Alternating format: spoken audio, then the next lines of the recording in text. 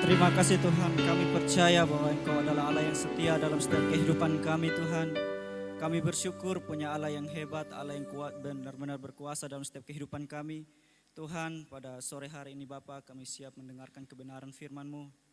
Namun sebelum itu Tuhan, kami mohon Engkau buka setiap hati pikiran kami Bapa. Biarlah apa yang disampaikan oleh hamba-Mu sebentar Tuhan, biarlah itu boleh masuk tertanam dalam setiap hati kami. Dan biarlah itu dapat menjadi kekuatan dalam setiap kehidupan kami Tuhan. Dan biarlah itu dapat menjadi satu motivasi dalam hidup kami. Dan kemanapun kami pergi, kami berada, apapun yang kami lakukan, biarlah hidup kami tetap seturut dengan mau dan kehendak-Mu Tuhan. Engkau berkati hamba-Mu Tuhan yang akan menyampaikan kebenaran firman-Mu. Yang Kau urapi hamba-Mu Tuhan, biarlah apa yang ia sampaikan itu benar-benar berasal daripada Engkau. Dan dapat menjadi berkat bagi kami semua yang mendengarnya Tuhan. Kami bersyukur buat kebenaran firman-Mu, hanya di dalam nama Tuhan Yesus Kristus kami datang dan berdoa kepada Bapa di surga. Haleluya. Amin.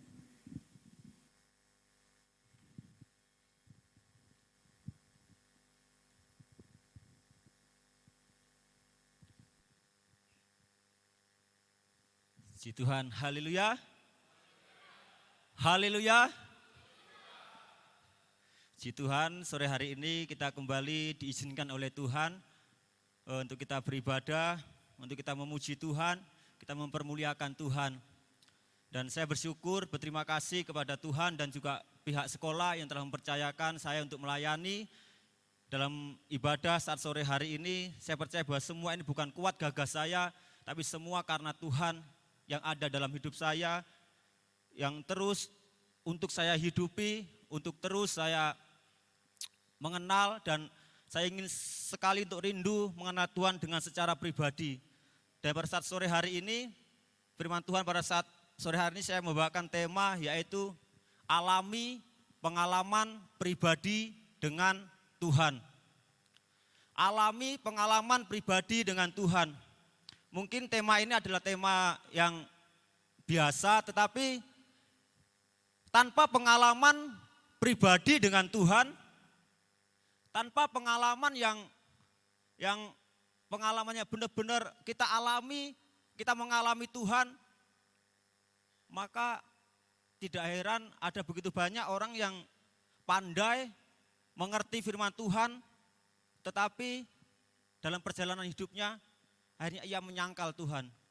Karena ia hanya mengenal Tuhan hanya secara logika, mengenal Tuhan hanya secara dari segi bahwa pengenalan dari pengalaman-pengalaman orang lain, tetapi dirinya sendiri tidak pernah mengalami Tuhan secara pribadi. Dan sebelum kita masuk lebih jauh, saya selalu teringat di dalam Kejadian pasal yang kedua, ayat yang ke-7. Di sana kita melihat bahwa manusia itu dibentuk dari debu dan tanah.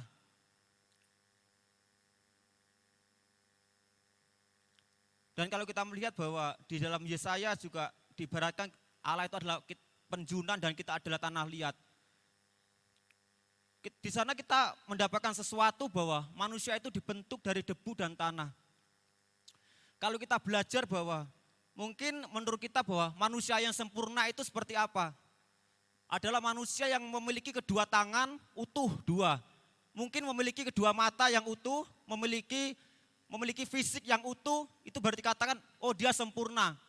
Jika ada manusia yang kehilangan satu tangan atau kehilangan fisik hal yang lain, dikatakan bahwa manusia itu cacat, dia tidak sempurna. Tapi kalau kita belajar bahwa ketika manusia sudah dibentuk oleh Tuhan sedemikian rupa, kedua tangan, kedua kaki, semua komplit. Tetapi kalau kita belajar bahwa manusia itu belum sempurna. Mengapa manusia belum sempurna? Karena manusia itu belum bergerak. Manusia dikatakan manusia yang masih manusia mati. Tapi dikatakan di sana bahwa ketika Allah menghembuskan nafasnya, maka manusia itu menjadi manusia yang hidup. Manusia itu menjadi manusia yang mempunyai berkesempatan untuk menjadi manusia yang mempunyai keinginan untuk melakukan kehendak ini dan itu, untuk melakukan sesuatu. Tapi kalau kita belajar bahwa ada satu kata bahwa ketika Allah menghembuskan nafas, kalau kita belajar bahwa nafas itu adalah tanda kehidupan. Nafas itu adalah tanda seseorang masih bernyawa. Ketika seseorang masih memiliki nafas, maka dinyatakan bahwa manusia itu adalah dia masih hidup. Tetapi ketika nafas itu tidak ada, maka manusia itu dikatakan dia adalah manusia yang sudah mati. Apa yang bisa kita tarik dari kesimpulan ini? Nafas berbicara tentang nyawa seseorang. Berarti yang kita tarik kesimpulan dari ini bahwa Allah mempercayakan nafasnya, atau ekstrimnya Allah mempercayakan nyawanya dalam diri kita. Menjadi pertanyaan, masihkah kita akan mempergunakan hidup kita sesuka hati kita?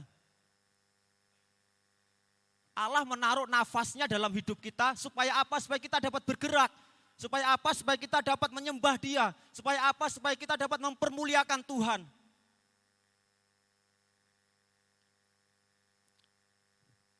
Dengan pendahuluan ini saya rindu bahwa sebelum saya mau masuk dalam lebih jauh tentang alami pengalaman pribadi dengan Tuhan, saya juga punya kesaksian, tetapi saya tidak mau menonjolkan bahwa tentang saya, tapi saya menonjolkan bahwa tentang siapa yang saya beritakan, yaitu Tuhan yang ada dalam hidup saya. Apa yang sudah pernah saya alami, apa yang sudah Tuhan buat dalam hidup saya, sehingga menjadikan saya kuat sampai hari ini. Dan semua kita akan belajar dari kitab tokoh yang luar biasa, yaitu dalam Ayub pasal yang ke-42 ayat ke-5. Kita belajar dari tokoh bahwa seseorang yang mempunyai pengalaman pribadi dengan Tuhan. Sehingga ia menjadi kuat, walaupun ia menghadapi situasi yang sulit. Bahkan dikatakan kita tahu bahwa cerita tentang Ayub kita semua sudah tahu apa yang Ayub alami. Tetapi Ayub berhasil melewatinya. Kita akan belajar dalam Ayub pasal yang ke-42, ayat yang ke-5. Saya rindu kita membacanya bersama-sama. Sekali lagi, Ayub pasal yang ke-42, ayat yang ke-5, kita baca dalam hitungan ketiga. 1, 2, 3, mulai. Hanya dari kata orang saja aku mendengar tentang engkau, tetapi sekarang mataku sendiri memandang engkau. Hanya dari kata orang saja aku mendengar tentang engkau, tetapi sekarang mataku sendiri memandang engkau. Ada apa ini dengan Ayub menuliskan dalam Mazmur, dalam Ayub pasal 42 ayat 5 ini? Kalau kita belajar, ketika kita membuka dalam backgroundnya Ayub, dalam Ayub pasal yang pertama, selalu dikatakan bahwa Ayub adalah orang yang saleh, Ayub adalah orang yang jujur, Ayub adalah orang yang takut akan Tuhan, dan Ayub adalah orang yang menjauhi kejahatan. Maka tidak heran bahwa Ayub dinyatakan bahwa Ayub adalah seorang yang terkaya pada zamannya, di daerahnya. Dan kalau kita berbicara kesempurnaan, Ayub memiliki seorang istri, Ayub memiliki seorang anak laki-laki perempuan. Bahkan Ayub dikatakan, saya kalau merenungkan bahwa Ayub sudah memiliki paket komplit yang sempurna. Tetapi mengapa bahwa ayat 5 ini Ayub berkata bahwa selama ini aku hanya mendengar Tuhan tentang Tuhan dari kata orang. Kalau saya merenungkan bahwa mungkin Ayub dilahirkan dari seorang ayah dan ibu itu pasti. Dan Ayub memiliki seorang kakek atau buyut dan dari generasi ke generasi.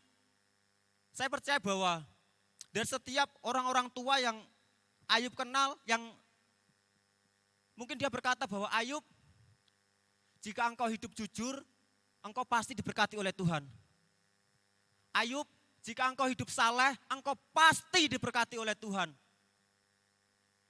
Jika engkau hidup takut akan Tuhan, engkau pasti diberkati oleh Tuhan. Dan jika engkau hidup menjauhi kejahatan, engkau pasti diberkati oleh Tuhan. Dan maka tidak heran Ayub diberkati oleh Tuhan, karena Ayub melakukan 4 hal ini. Tetapi mengapa bahwa hanya dari kata orang saja aku mendengar tentang engkau. Berarti dalam pasal 1 ini Ayub belum mengalami Tuhan secara pribadi. Ayub hanya mendengar tentang orang, tetapi Ayub melakukannya. Maka ketika saya merenungkan ayat ini, saya terheran bahwa Tuhan, engkau begitu luar biasa. Tuhan ingin mengajarkan kepada Ayub bahwa, Ayub, engkau alami aku bukan hanya dengan kata orang. Selama ini mungkin kita mendengar bahwa ada teman kita yang sakit disembuhkan, itu kata orang.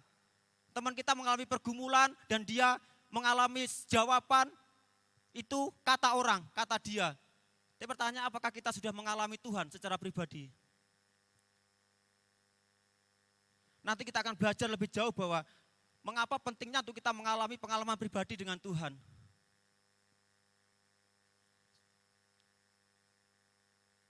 Dan sini kita belajar bahwa Tuhan begitu luar biasa mengajarkan kepada Ayub bahwa supaya Ayub ini mengalami Tuhan secara pribadi.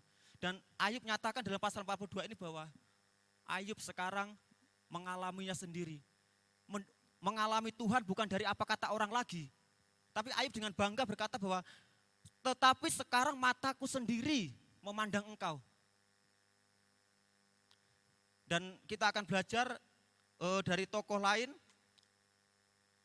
yaitu orang yang mempunyai pengalaman pribadi dengan Tuhan, yaitu seorang tokoh yang menjadi favorit saya, yaitu Daud. Ada apa dengan Daud? Kita akan belajar bahwa pengalaman apa yang dialami oleh Daud, sehingga kita tahu bahwa Daud menjadi orang yang sangat kuat. Walaupun Daud dikejar-kejar, Daud mengalami tekanan, Daud mengalami himpitan, tapi kita tahu bahwa Daud tetap mengandalkan Tuhan. Daud tidak pernah berpaling meminta pertolongan dari orang lain. Dia selalu tetap mengandalkan Tuhan. Daud selalu tetap percaya menaruh pengharapannya kepada Tuhan. Itu semua bukan karena hal apa, tapi pengalaman dia dengan Tuhan secara pribadi.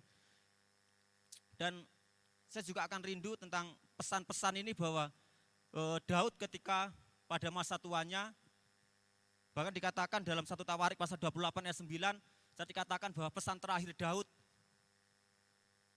tahu bahwa Daud usianya sudah lanjut, dia sudah tua, dan Daud tahu bahwa manusia itu pasti akan meninggal. Dan Daud tahu bahwa Daud memiliki seorang anak, dan Daud ingin mewariskan sesuatu kepada anaknya, yaitu tentang pengenalan akan Tuhan. Daud adalah seorang raja. Daud tidak berbicara tentang harta, kekayaan, emas, perak. Tetapi Daud, kalau kita baca sama-sama, kita buka dalam 1 Tawarik pasal 28 ayat yang ke-9.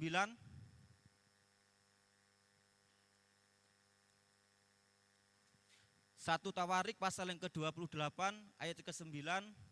Hari kita akan menggali tentang Daud.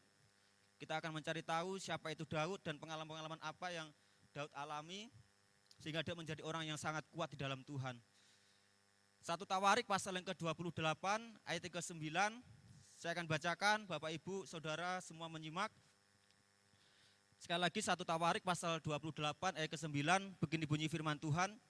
Dan engkau anakku Salomo, kenallah Allahnya ayahmu dan beribadahlah kepadanya dengan tulus ikhlas dan dengan rela hati, sebab Tuhan menyelidiki segala hati dan mengerti segala niat dan cita-cita. Jika engkau mencari dia, maka ia berkenan ditemui olehmu. Tetapi jika engkau meninggalkan dia, maka ia akan membuang engkau untuk selama-lamanya. Garis bawahi, jika engkau meninggalkan dia, maka Tuhan tidak segan-segan untuk membuang engkau.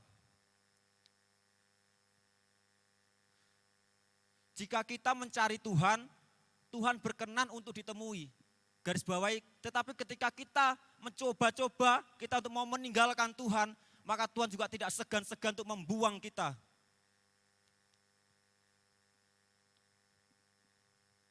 Di sini Daud, dari pengalamannya dia bahwa Daud ini mewariskan bahwa kepada anaknya bahwa supaya Salomo ini mengenal Allahnya dengan benar. Supaya Salomo ini mengalami Tuhan secara pribadi. Bukan hanya dari kata ayah saya. Dulu ayah saya seperti ini. Dulu ayah saya seperti ini. Dulu, dan dulu. Tapi Daud ingin bahwa Salomo mengalami Tuhan.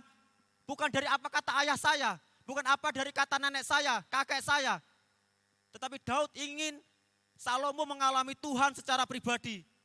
Dari dalam dirinya sendiri. Bukan dari apa kata orang. Saya tidak tahu semua di sini, berada di sini, apa yang menjadi motivasi kita, tapi saya percaya bahwa kita dipanggil untuk melayani Tuhan. Masih ada kesempatan berapa bulan di sini untuk kita mengoreksi diri kita bahwa untuk apa kita ada di sini. Itu penting. Karena waktu saya pernah mengalami waktu kelas 1 juga saya pernah bertanya untuk apa saya ada di sini. kita belajar dari firman Tuhan pada saat sore hari ini bahwa pentingnya untuk kita mengalami pengalaman pribadi dengan Tuhan. Dari untuk apa? Supaya kedepannya kita kuat di dalam Tuhan. Kita jangan hanya memiliki iman yang apa kata orang. Iman apa kata orang, tapi iman apa kata saya. Apa yang saya alami, apa yang sudah saya terima dari Tuhan. Di sini bahwa Allah adalah Allah yang menyelidiki segala niat dan cita-cita. Apa yang menjadi masa depan kita, apa yang menjadi kekhawatiran kita, apa yang menjadi ketakutan kita. Saat sore hari ini Tuhan berkata bahwa jangan takut. Allah yang dulu disembah oleh Daud, Allah yang dulu disembah oleh Abraham, Allah yang dulu disembah oleh Musa, itu adalah Allah yang sama. Jika Daud mampu mengalami pengalaman yang ekstrim dengan Tuhan, maka kita juga mempunyai hak yang sama. Dan di sini bahwa mengapa Daud menuliskan ini bahwa mari kita akan masuk dalam pengalaman-pengalaman Daud, yaitu mengapa Daud memberikan perintah atau memberikan nasihat atau orang Jawa bilang wangsit kepada anaknya ketika sudah tua, yaitu untuk supaya Salomo ini mengenal Tuhan secara pribadi dan pengalaman-pengalaman apa yang pernah Daud alami bersama dengan Tuhan. Dulu waktu pernah dibawakan oleh Om Harvey, yaitu dalam Mazmur pasal yang ke-27 ayat 10, sana dikatakan bahwa sekalipun ayahku dan ibuku meninggalkan aku, namun Tuhan menyambut aku. Sekalipun ayahku dan ibuku meninggalkan aku, namun Tuhan menyambut aku. Mengapa Daud menuliskan ayat itu? Bukan suatu alasan, pasti ada sebab ketika Daud menuliskan ayat itu. Kita tahu bahwa sedikit kita akan mengingat bahwa ketika Nabi Samuel hendak mengurapi anak Isai untuk diurapi menjadi raja. Dan kita tahu bahwa Samuel memberikan perintah kepada Isai bahwa aku akan mengurapi anakmu, salah satu dari anakmu untuk menjadi raja. Dan seorang ayah mana pasti dia akan langsung menjadi sangat senang. Karena anaknya akan menjadi seorang raja. Tetapi kalau kita belajar bahwa tentang Daud, Isai ini menampilkan bahwa sesosok anak yang sangat dia banggakan. Ketika Nabi Samuel hendak mengurapi, Isai menampilkan seorang anak yang menjadi kebanggaannya. Yaitu yang pertama, kedua, dan ketiga, dan sampai keenam kita tahu bahwa ternyata Tuhan berkata bukan itu. Dan kalau kita tahu bahwa di sana Samuel berkata bahwa kita tidak akan makan sebelum, lalu Samuel berkata cuma inikah anakmu? Lalu baru itulah Isai ingat kepada anaknya yang satunya, yaitu Daud. Sedang di mana? Sedang di padang belantara, mengembalakan 3 ekor domba. Kita tahu bahwa kita tidak akan makan sebelum Daud itu datang. Apa yang terjadi? Kita melihat bahwa di situ ada hidangan makanan. Kalau kita melihat bahwa itu pasti Isai memberikan masakan yang terbaik. Mungkin lembu yang sangat tambun yang dia sembelih dan memberikan hidangan makanan yang sangat pasti yang terbaik yang dia hidangkan. Tapi ia lupakan anaknya yang satu. Sedang di mana? Sedang apa? Apakah ia sedang sakit? Apakah ia sedang kelaparan? Apakah ia sedang kehausan? Isai tidak memperhatikan Daud sedemikian seperti anak-anak yang lain. Tetapi kalau kita belajar bahwa sekalipun ayahku dan ibuku meninggalkan aku, namun Allah, Tuhan menyambut aku. Kita tahu bahwa dari pengalaman Daud di padang belantara, Daud mengalami pengalaman pribadi dengan Tuhan. Kalau saya merenungkan bahwa Daud sebenarnya punya hak untuk dia kecewa sama ayahnya. Daud punya hak untuk marah kepada orang tuanya. Tetapi ketika Daud dipanggil, Daud taat, dia datang.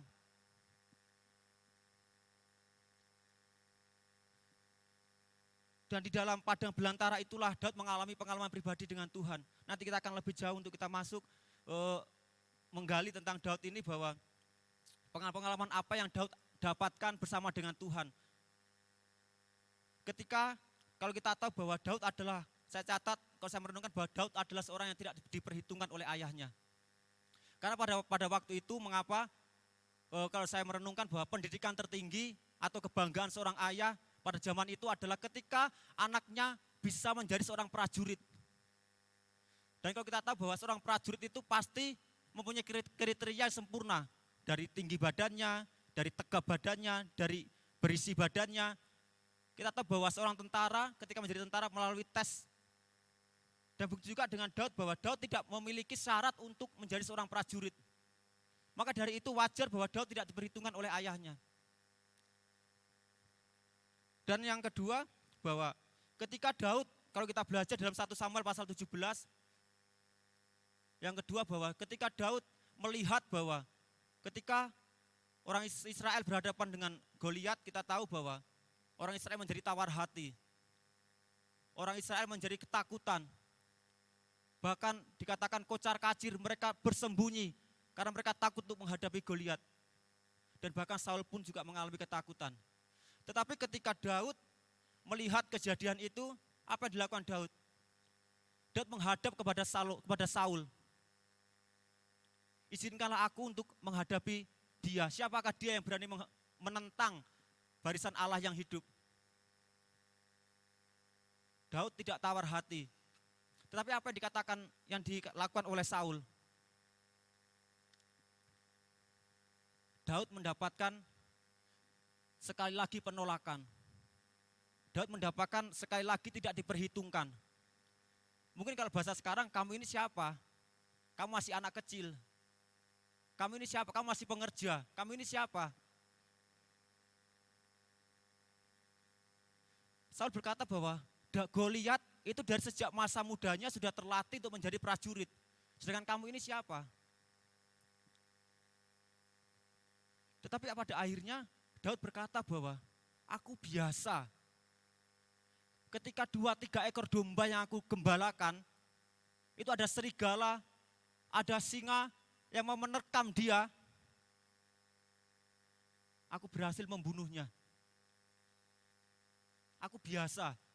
Dan Daud berkata bahwa Allah yang sama yang waktu itu menolong saya, Allah yang sama yang sekarang ini pasti akan menolong saya.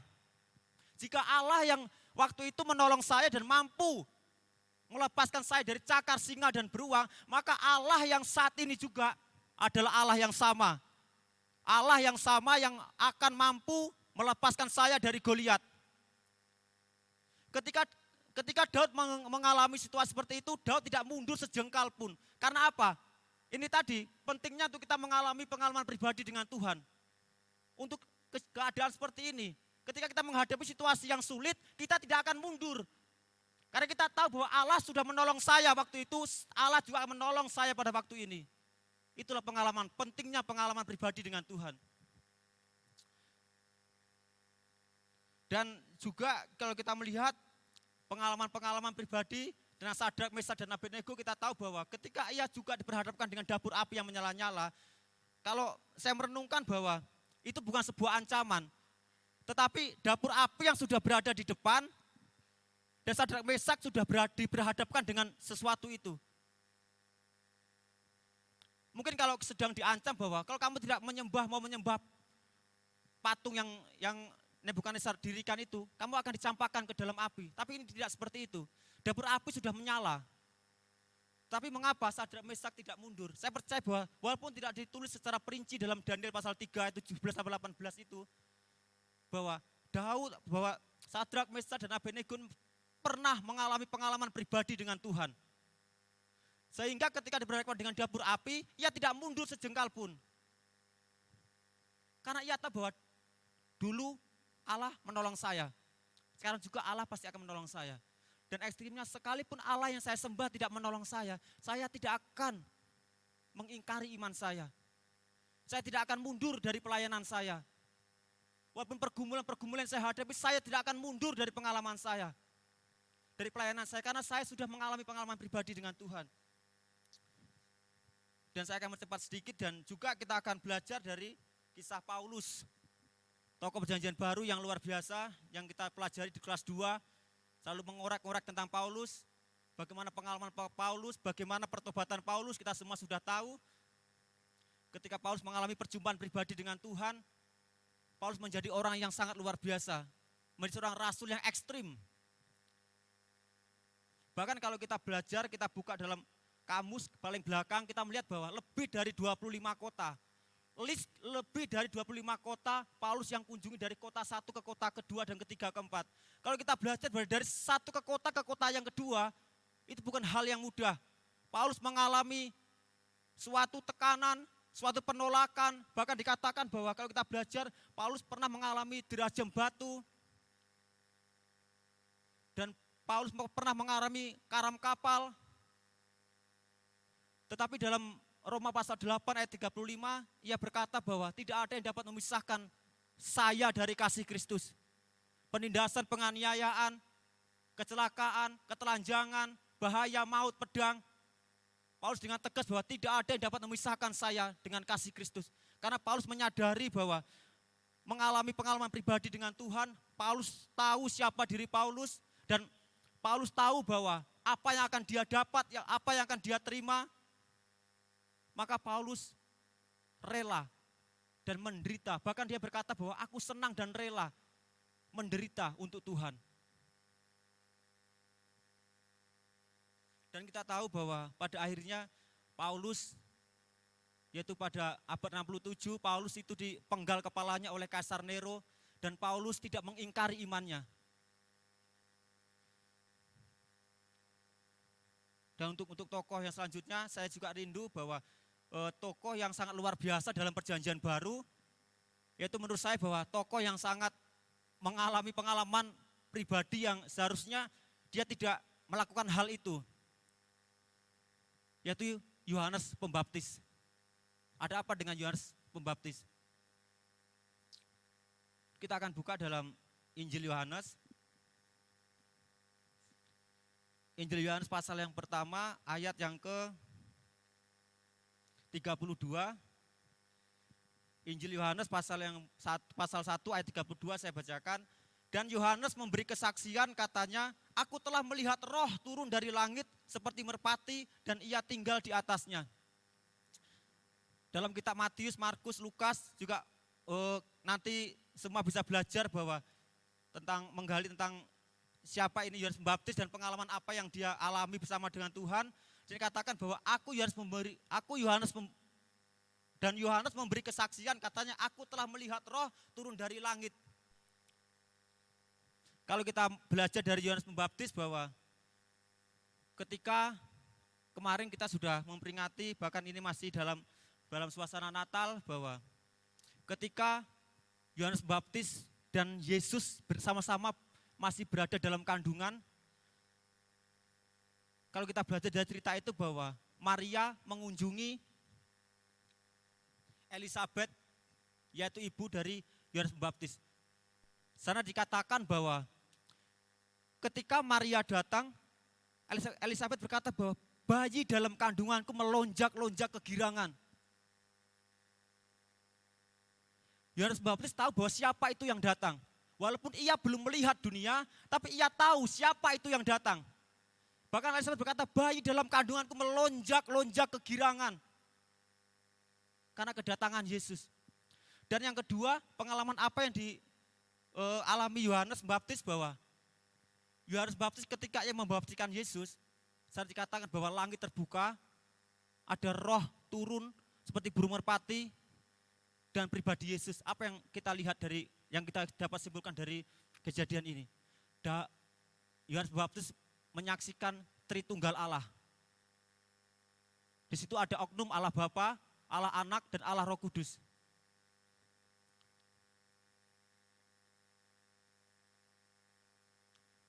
Tetapi kalau kita belajar bahwa di dalam Lukas pasal 7, mari kita baca mengapa dengan Yohanes ini. Lukas pasal yang ke-7. Lukas pasal yang ke-7 ayat yang ke-18 sampai ayat yang ke-20.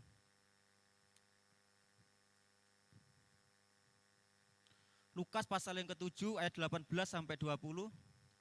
Saya akan bacakan. Sekali lagi Lukas pasal yang ke-7 ayat 18 sampai ayat yang ke-20. Ketika Yohanes mendapat kabar tentang segala peristiwa itu dari murid-muridnya, ia memanggil 2 orang dari antaranya dan menyuruh mereka bertanya kepada Tuhan, "Engkaukah yang akan datang itu atau haruskah kami menantikan seorang yang lain?" Ketika kedua orang itu sampai kepada Yesus, mereka berkata, "Yohanes Pembaptis menyuruh kami bertanya kepadamu, engkaukah yang akan datang itu atau haruskah aku menantikan seorang yang lain?" Di sini saya memberikan suatu kalimat bahwa mengapa pentingnya kita mengalami pengalaman pribadi dengan Tuhan. Sekali lagi, mengapa pentingnya, begitu pentingnya untuk kita mengalami pengalaman pribadi dengan Tuhan. Kalau kita belajar dari Daud, tadi tokoh Daud, Sadrak Mesak Abednego yang mengalami pengalaman pribadi dengan Tuhan sehingga membuatnya kuat. Tetapi kali ini mengapa pentingnya untuk kita mengalami pengalaman pribadi dengan Tuhan? Kita tahu apa yang dialami oleh Yohanes Pembaptis. Dengan mata kepala sendiri ia melihat, menyaksikan Allah Tritunggal. Tetapi kenapa dalam Lukas pasal 7 ayat 8 ini Yohanes Pembaptis ketika di dalam kejadian ini adalah ketika ia di dalam penjara. Ketika Yohanes Pembaptis di dalam penjara, mungkin ia berkata bahwa kok Yesus tidak mengunjungi aku ya? Aku loh yang sudah membaptis Yesus. Aku loh yang sudah membuka jalan bagi Yesus. Aku loh, dan aku loh. Kita belajar tentang aku. Aku loh selama ini, aku yang sudah membaptis Yesus. Aku loh yang sudah membuka jalan bagi Yesus. Tapi kok aku di penjara, Yesus nggak mengunjungi aku ya?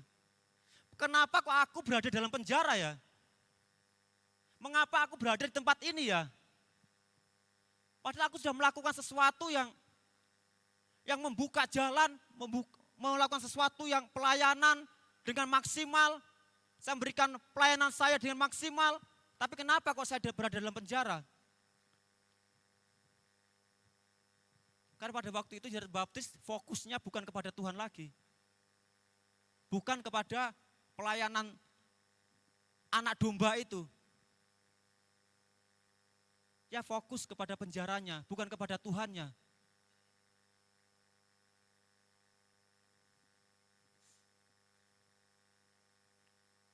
Maka penting untuk kita mengalami pengalaman pribadi dengan Tuhan. Seorang Yohanes pun alami ini, apalagi siapa kita. Pengalaman kita dibandingkan dengan Yohanes ini tidak ada apa-apanya. Tapi Yohanes Pembaptis ini, dia bisa sampai melakukan hal ini. Bisa-bisanya dia mengutus muridnya untuk datang kepada Yesus. Engkaukah Mesias itu atau haruskah aku menunggu yang lain?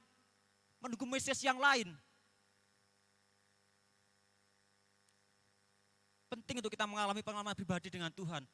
Pentingnya untuk kita mengalami pengalaman pribadi dengan Tuhan itu setiap hari saya tambahkan. Bukan mengapa kita harus mengalami pengalaman pribadi dengan Tuhan. Bukan cukup sampai di situ. Tetapi mengalami pengalaman pribadi dengan Tuhan setiap hari, setiap detik, setiap waktu alami pengalaman pribadi dengan Tuhan. Kalau kita hanya cukup sampai di kejadian itu, mungkin saya pernah saksikan sedikit bahwa ketika saya mau praktek waktu itu, saya rindu untuk menyerah sekolah sebenarnya, tapi waktu itu gembala saya yang di Denpasar, Omar Juli, meminta saya untuk pulang. Tapi ketika saya mempercepat bahwa ketika waktu itu adik Stefanus tiba-tiba bilang bahwa sis bantu pelayanan di Ngunut, gembala minta dan saya ingin kamu. Waktu itu saya mau tidur bahwa terngiang-ngiang dalam pikiran saya, Ngunut, saya cerita. Lalu Stefanus bilang doa. Saya doa tepat di audit waktu itu siswa bagian sebelah sini. Dan saya doa, saya hanya punya satu kata, Tuhan, kalau Tuhan izinkan aku di Ngunut, beri saya tanda dasi warna pink. Di sini ada banjar satu kamar saya. Saya minta dengan Tuhan, karena saya nggak mau melangkah hanya dari keinginan saya. Tapi saya mau melangkah apa kata Tuhan. Dan tepat 7:30 pagi ketika formulir dibagikan waktu itu karena corona. Dan 7:30 pagi ada orang yang membawa kresek hitam kepada saya. Dan saya buka dasi warna pink. Disitulah saya praktek ke tempat Ngunut. Dan ternyata Tuhan tidak salah menempatkan saya di Ngunut. Saya dari 65 hingga saya masuk ke 68. Dan puji Tuhan saya dapat menyelesaikan praktek saya. Tetapi pertanyaan, apakah saya cukup dengan pengalaman itu? Ada begitu banyak hal pengalaman-pengalaman yang pernah saya terima di sekolah Alkitab di SAB ini. Saya dulu juga pernah mengalami situasi yang pernah Om Ferry saksikan, saya juga pernah mengalami. Ketika itu saya tidak tahu kepada siapa lagi saya berharap. Dan ketika itu saya juga pernah mandi pakai sabun, saya ngambil dari ruang makan, sabun colek yang kecil, selama 3 hari, saya mandi pakai itu, bahkan sikat gigi saya pakai itu, terpaksa saya lakukan. Ketika saya sudah tidak tahan, malam saya berdoa, Tuhan, apakah ini Tuhan, saya menyerah, saya mengangkat tangan. Setelah makan pagi, saya berniat, saya tidak bisa nahan air mata, saya mau pulang ke kamar, saya mau menangis sebenarnya. Ketika saya buka laci paling atas, ada amplop berisi 700.000. Saya tidak tahu sampai sekarang siapa itu yang taruh amplop. Pada waktu itu kebutuhan saya jaket angkatan, sudah di kode, dan blazer kamar 250, belum baju kelompok, itu memberatkan saya pada waktu itu. Tetapi tepat Tuhan memberikan saya pengalaman pribadi dengan Tuhan. Itu cukup dan tidak kurang, tidak lebih, dan bahkan ada lebihnya untuk kebutuhan saya untuk selama hidup di SAB. Maka saya menyaksikan ini bukan untuk kesombongan saya. Saya juga pernah seperti Kak Dedi bahwa saya ketika masuk kelas 1, saya menyadari bahwa Tuhan ini saya mau mempergunakan kesempatan tempat ini dengan baik-baiknya. Dan pada waktu itu saya mempergunakan dan saya puji Tuhan kelas 1, saya satu sesi pun tidak pernah bolong. Bahkan beston malam, mau beston pagi, saya tidak pernah bolong. Itu bukan kesombongan saya. Saya alami seperti Kak Dedi, ini saya saksikan supaya untuk mendorong kita semuanya bahwa supaya kita benar-benar memanfaatkan. Apalagi saya sudah kelas 2, saya tidak mungkin kembali lagi untuk kelas 2 lagi. Maka saya juga akan pergunakan waktu saya untuk sebaik-baiknya. Karena waktu membatasi kita, saya akan tekankan kepada kita semuanya bahwa pentingnya untuk kita mengalami pengalaman pribadi dengan Tuhan. Jangan hanya apa kata orang. Jangan hanya kata orang, saya mendengar tentang Tuhan, saya mendengar mujizat, saya mendengar pertolongan Tuhan, hanya dari kata orang. Saya tekankan saat ini, saya rindu untuk kita semuanya bahwa kita alami pengalaman pribadi dengan Tuhan.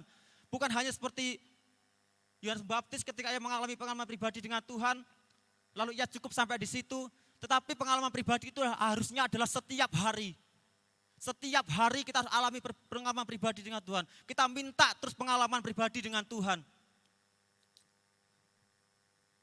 Kita tahu bahwa Petrus pernah menyangka Tuhan 3 kali, tapi ketika berjumpa kembali dengan Tuhan, akhirnya ia bertobat dan Yudas Iskariot, kita tahu jalan ceritanya ketika walaupun guru-guru sering bilang, ia menyadari kesalahannya tapi dia tidak bertobat. Tetapi pada saat sore hari ini, mari kita meresponi firman Tuhan, dan supaya kita lebih kuat di dalam Tuhan. Kita menghadapi Goliat-Goliat yang ada di depan kita nantinya, tempat praktek, tempat pelayanan, kita tidak akan mundur sejengkal pun seperti Daud, bahwa karena ia punya pengalaman pribadi dengan Tuhan. Dan puji nama Tuhan, kita akan tutup ibadah kita pada saat sore hari ini, yaitu kita akan menaikkan pujian bahwa kemanakah aku dapat pergi menjauhi rohmu yang suci.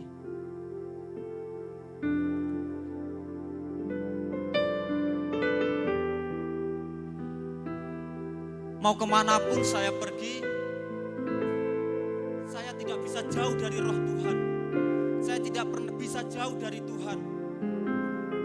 Mari saya undang kita semua bangkit berdiri, kita akan naikkan pujian ini dengan hati kita.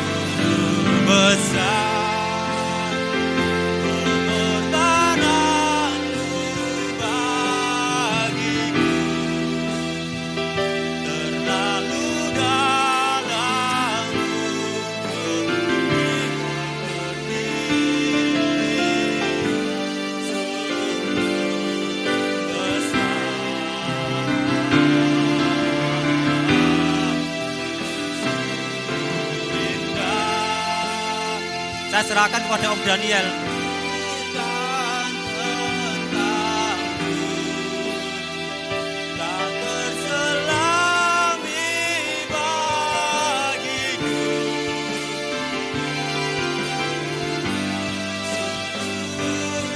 Kita katakan sungguh besar, oh Tuhan.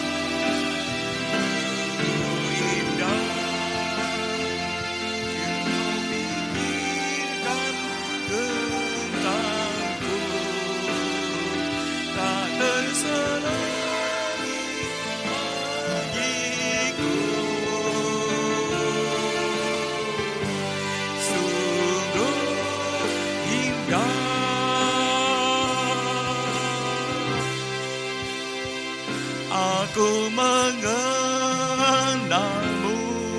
secara pribadi hingga ku tahu rencanamu. Aku mengenalmu secara pribadi lewat firman dan Roh Kudus ku kenal.